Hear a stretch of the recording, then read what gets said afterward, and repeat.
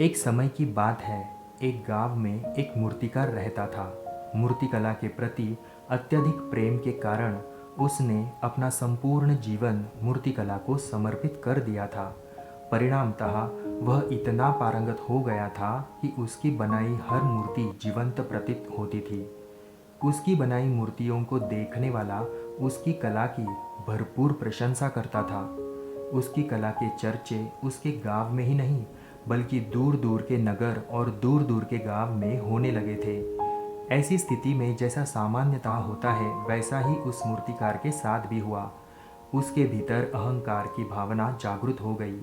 वह स्वयं को सर्वश्रेष्ठ मूर्तिकार मानने लगा। उम्र बढ़ने के साथ जब उसका अंत समय निकट आने लगा तो वह मृत्यु से बचने की युक्ति सोचने लगा। वह किसी भी तरह स्वयं को यमदूत की दृष्टि से बचाना चाहता था ताकि वह उसके प्राण न हर सके।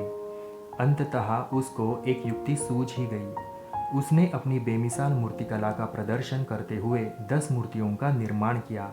वे सभी मूर्तियां दिखने में हूबहू उसके समान थी। निर्मित होने के पश्चात सभी मूर्तियां इतनी जीवंत प्रतीत होने लगी कि मूर्तियों और मूर्तिकार में कोई अंतर ही न रहा। मूर्तिकार उन मूर्तियों के मध्य जाकर बैठ गया। युक्तिनुसार यमदूत का उसे इन मूर्तियों के मध्य पहचान पाना असंभव था। उसकी युक्ति कारगर भी सिद्ध हुई। जब यमदूत उसके प्राण हरने आया तो 11 एक सर की मूर्तियों को देख चकित रह गया। वह उन मूर्तियों में अंतर कर पाने में असमर्थ था, किंतु उसे ज्ञात था कि इन्हीं मूर्तियों के मध्य मूर्तिकार छुपा बैठा है। मूर्तिकार के प्राण हरने के लिए उसकी पहचान आवश्यक थी। उसके प्राण न हर पाने का अर्थ था प्रकृति के नियम के विरुद्ध जाना। प्रकृति के नियम के अनुसार मूर्तिकार का अंत समय आ चुका था। मूर्तिकार की पहचान करने यमदूत हर मूर्ति को तोड़कर देख सकता था, किंतु वह कला का अपमान नहीं करना चाहता था।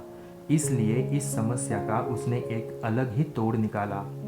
उसे मूर्तिकार के अहंकार का बोध था, अतः उसके अहंकार पर चोट करते हुए वह बोला, वास्तव में सब मूर्तियां कलात्मकता और सौंदर्य का अद्भुत संगम है, किंतु मूर्तिकार एक त्रुटि कर बैठा। यदि वो मेरे सम्मुख होता तो मैं उसे उस त्रुटि से अवगत करा पाता। अपनी मूर्ति में त्रुटि की बात सुन अहंकारी मूर्तिकार का अहंकार जाग गया। उससे रहा नहीं गया और झट से अपने स्थान से उठ बैठा और यमदूत से बोला, त्रुटि असंभव, मेरी बनाई मूर्तियां सर्वदा त्रुटिहीन होती है। यमदूत की युक्ति काम कर चुकी थी। उसने मूर्तिकार को पकड़ लिया और बोला, बेजान मूर्तियां बोला नहीं करती और तुम बोल पड़े। यही तुम्हारी त्रुटि है कि अपने अहंकार पर तुम्हारा कोई बस नहीं है। यमदूत मूर्तिकार के प्राण हर यमलोक वापस चला गया।